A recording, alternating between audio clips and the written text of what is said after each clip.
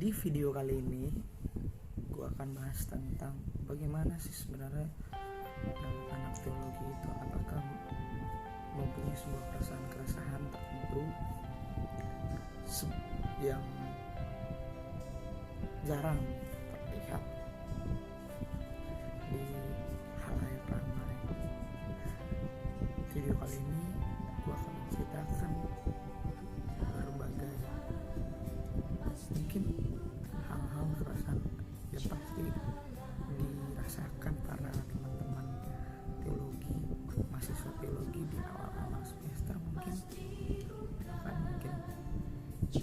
ketika sudah di akhir semester, mungkin stase atau stase pertama, stase kedua, atau mungkin pasti pernah lah merasakan keresahan di studio. Yang pertama mengenai keresahan, salah satu contohnya adalah ketika kami teologi sudah dianggap prestisius di suatu bidang tersebut, mungkin lebih tepatnya sudah dianggap expert atau udah lebih ngerti lah tentang mungkin khotbah yang dikhotbahkan oleh pendeta, kan? Atau sudah dianggap paham, kan? Akhirnya hal-hal yang sering kejadian adalah ketika ada saudara kita yang tidak mengerti, ya kan, bertanya sama kita, padahal mungkin pada saat itu nats khotbah tersebut mungkin secara spesifik mungkin belum pernah dipelajari, ya kan, secara dia masih di awal-awal semester, ya mungkin masih belajar santai, masih belajar pengantar, tapi sudah dimasukkan ke pelajaran ini. Emang maksudnya ceritanya seperti apa? Emang udah diajak secara tidak langsung untuk menafsirkan, padahal belum sampai di situ. Itu mungkin yang sering ditemukan oleh para teman-teman kita yang di awal-awal semester 1, semester 2. Nah, hal tersebut mungkin juga karena saya juga pernah mengalami hal seperti itu. Ya akhirnya mungkin kebanyakan ini kita bicara semua kemungkinan yang terjadi, ya, dan pengalaman juga yang dimana para anak-anak teologi di awal itu ketika mungkin lagi liburan balik ke rumah, ya kan, ke rumah saudaranya, terus belajar memang sudah hal atau stigma expert bagi seseorang yang sedang kuliah begitu tidak bisa hilang dari yang di kepalanya, di kepala teman-teman kita, saudara-saudara kita, padahal belum tentu hal tersebut sudah dimengerti oleh kita para mahasiswa, kan? Mungkin bisa saja kita pernah mendengar, tapi karena apa? Ketika mungkin di awal kita berusaha mencari di awal semester, tapi ketika kita sudah masuk semester 2, semester 3, itu sudah mulai dimasukkan juga rasa kekritisan dan rasa apa ya dibilangnya, rasa peka dalam rasa pemaknaan itu, rasa pemaknaan lebih tepatnya rasa pemaknaan dari sebuah cerita tersebut, cerita Alkitab tersebut. Ketika kita ditanyakan, ini buat teman-teman yang merasa sudah membayangkan teman yang kuliah teologi itu sudah expert, padahal masih semester di awal, kita tuh sebenarnya dikasih sebuah announcement untuk jangan asal dalam menafsirkan, jangan asal dalam menerjemahkan maksud dari si pembicara atau maksud dari teks Alkitab tersebut. Rasa itu lah yang terus masih mengguncang hati yang bertujuan lain untuk nantinya ke depan menjadi seorang kita yang tidak asal tafsir tapi mengerti maknanya lebih tepatnya seperti itu. Jadi buat teman-teman yang merasa kalau misalnya semester 1, semester 2, semester 3 tuh udah tahu, kalau ada teman yang udah semester 3 bahkan teologi, ketika diajak bergereja sudah paham maksud yang dikatakan pendeta, atau mungkin belum paham tapi bisa menceritakan banyak, itu sangat-sangat dan kenapa? Karena rasa dimana kehati-hatian itu masih terpupuk dan sedang dipupuk di 3 semester itu, 4 semester masih dipupuk rasa kehati-hatian untuk menafsirkan khotbah, mempresentasikan maksud dari khotbah tersebut atau maksud dari ayat tersebut.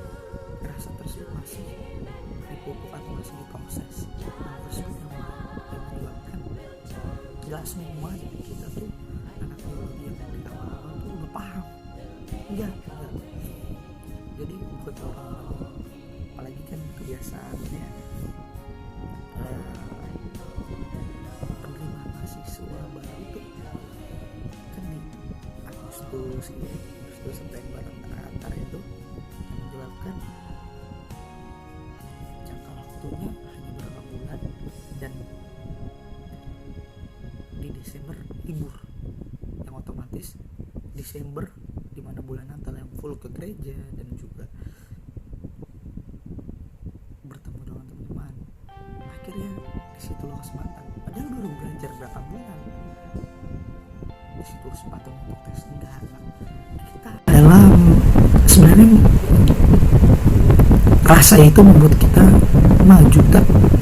Rasa itu baik untuk membuat kita maju. Rasa sense of crisis itu akan sebuah teks itu maju buat kita lebih baik dalam nanti ketika berkhotbah, tidak asal-asal berkhotbah.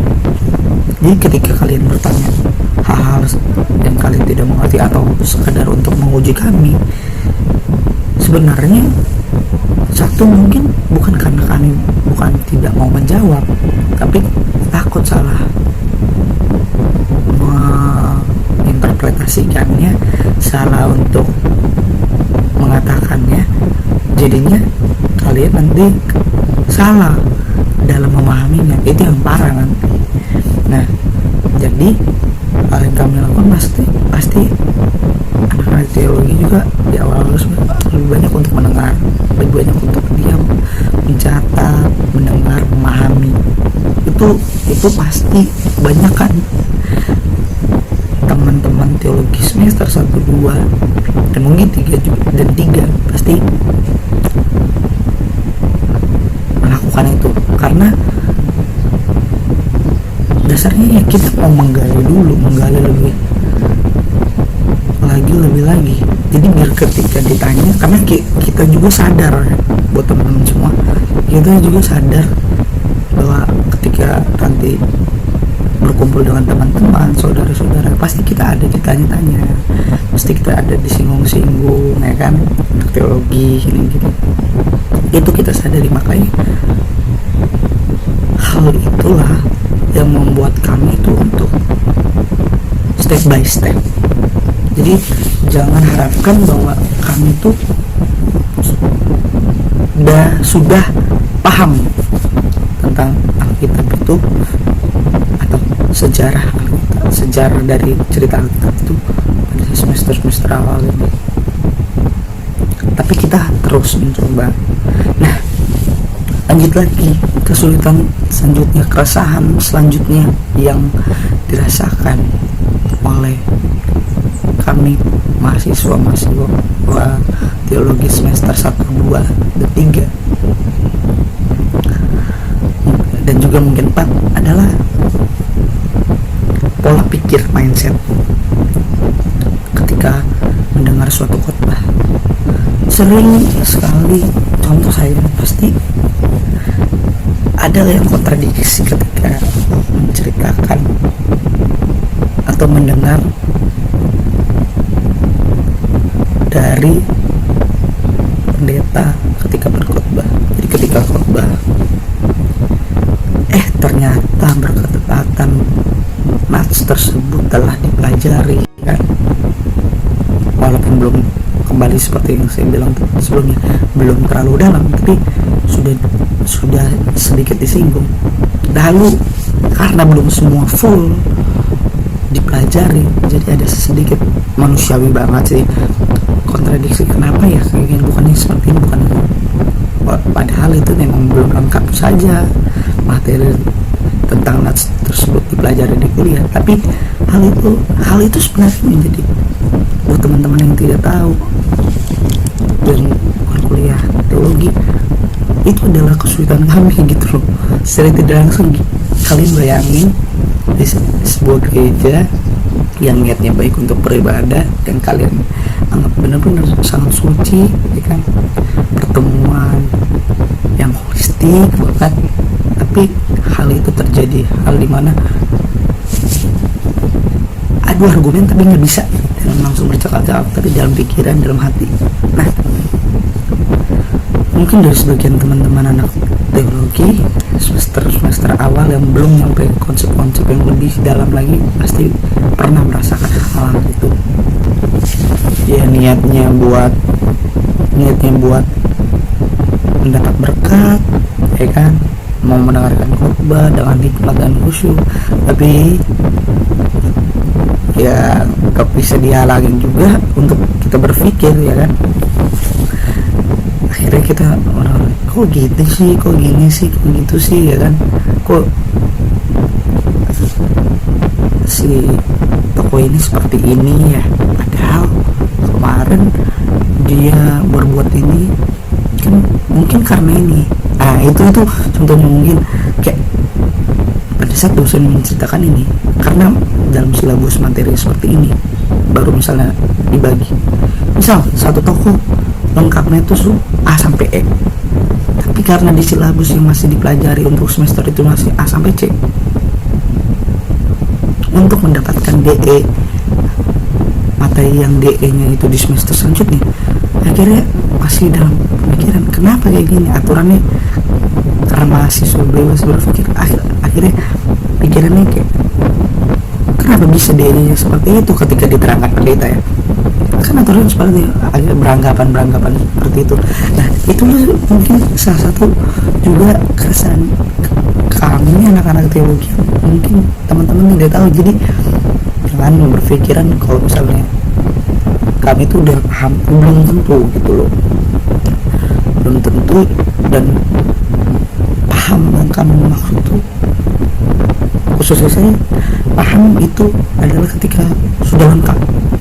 Kalau masih kayak tadi 3 poin dari 5 poin yang seharusnya dalam satu cerita yang harusnya diberitakan, tapi baru 3 poin yang kita tangkap, nah itu berarti belum paham betul. Nah, itulah yang buat saya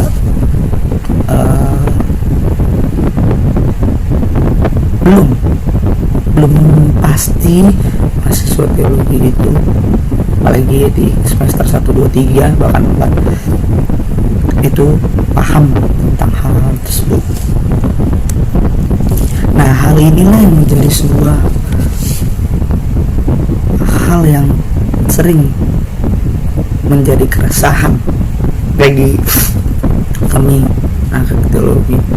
Hal yang sudah terlalu dianggap expert lah, hal yang kontradiktif ketika berkhotbah lah, hal yang menyatakan pendapat karena kebiasaan di mahasiswa dengan dosen yang santai, karena dosen mengetahui mahasiswa itu berpikir wajar saja seperti itu, ya kan, dengan pemakluman yang begitu banyak mengenai si pelajar. Jadi ketika berargumen mungkin dosen mengerti, oh iya ya mungkin, oh ini dia belum paham, ini batasan seperti ini. Nah, hal itu terbawa, ya kan, apalagi mungkin pada saat PA pemuda, PA kategorial, ya kan. Lalu bagi teman-teman teologi yang semester awal yang sering mengikut seperti itu, pasti punya kecenderungan juga nih, rasa berdebat, rasa berargumentasi di kampus itu masih kadang-kadang secara spontan, nggak dibuat-buat, pasti sering terbawa-bawa. Nah, hal-hal itu sebenarnya kamu tidak mau untuk melakukan itu, tapi ya bagaimana, terpancing, ya kan. Hal itu menjadi sebuah kesalahan. Ada satu sisi syukur-syukur kalau yang lain bilang, oh baik, menambah pengetahuan kami, ya kan, atau oh seperti ini tuh, oh intinya berpikir positif. Loh, kalau ada yang berpikir kayak gitu, ini orang kok menunjukkan egonya sendiri, egosentrismenya sendiri, oh kenapa dia mau menunjukkan bahwa itu teologi, padahal sebenarnya kami itu gini, prinsip dasarnya kami menunjukkan kekrisisan untuk mendapatkan sebuah sari dari pemahaman firman itu. Kami menunjukkan kekritisan kami akan suatu hal supaya kami mendapatkan sebuah intisari dari nats Alkitab tersebut. Agar apa? Agar kami tidak salah menafsirkan, agar kami tidak salah menceritakan, agar kami bisa pada tahap dimana ini poinnya, nggak ada urusan dengan poin yang lain. Ya kalau kamu mau berargumen, tetap poinnya yang jelas, yang benar itu seperti ini, bukan ego ya, tapi ingin menyatakan. Karena nggak mungkin dong ketika nanti menjadi suatu pendeta pola-pola pikirnya tuh masih kayak dimana kemungkinan ini atau hal-hal yang gak ada pegangannya gitu, nggak ada dasarnya. Ketika pendeta nggak ada dasar teologisnya atau dasar pemahamannya akan teks-teks tersebut, ya pasti bakal digoyang. Nah, itu yang masih kami cari. Jadi buat teman-teman, ketika berargumen dengan kami, itu bukan kami ingin menunjukkan sebuah kepintaran kami, atau bukan, kami mau menggali, ya kan, sikap kekritisan kami, itu saja sebenarnya. Itulah kesan-kesan kami yang mungkin masih sampai saat ini para mahasiswa teologi semester awal merasakannya itu, dimana ketika kekritisan malah menjadi sebuah masalah atau menjadi sebuah, bisa dibilang, persoalan yang rumit bagi teman-teman lainnya. Padahal bagi kami kekritisan itu adalah sebuah sikap nilai plus yang jika kita bisa menjawab kekritisan itu, kita akan mendapatkan sebuah hal baru lagi yang sebelumnya tidak didapatkan dalam sebuah teks tersebut. Itulah, jadi stoplah untuk beranggapan bahwa oh udah mahasiswa teologi, padahal masih semester 1, masih semester 2, masih semester 3, masih semester 4. Tapi teman-teman atau saudara-saudara sudah beranggapan bahwa kita expert, padahal belum tentu saja. Sedangkan yang sudah S1 masih panjang prosesnya.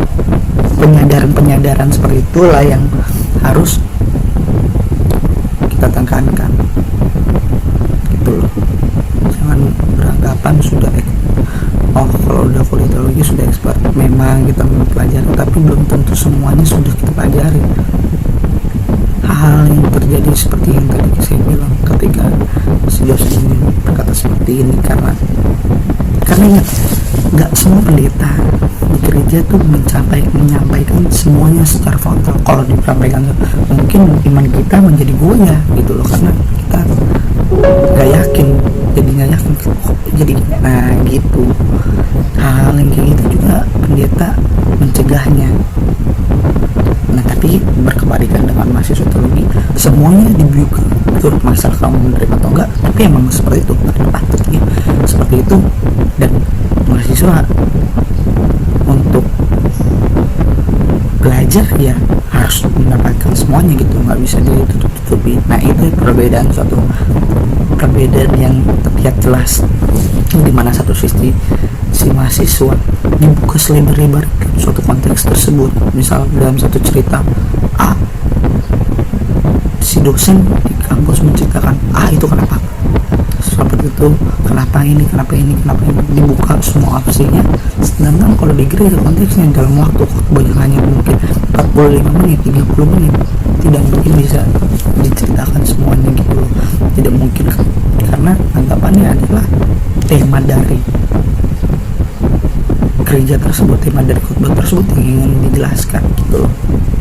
Nah itulah makanya mungkin teman-teman di gereja ada pendalaman Alkitab, sermon kategorial, itulah yang membuat perlu adanya kayak gitu biar menambah lagi pemahaman. Jadi hal tersebut yang menjadi kesulitan bagi kami ketika kami mempunyai dua pandangan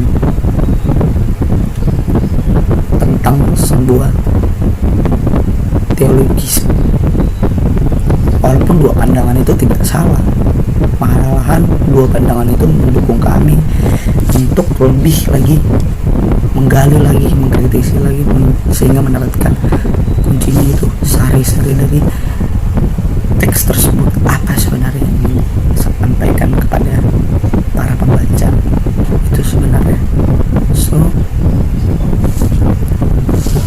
this is my video. Thank you for watching guys. Thank you.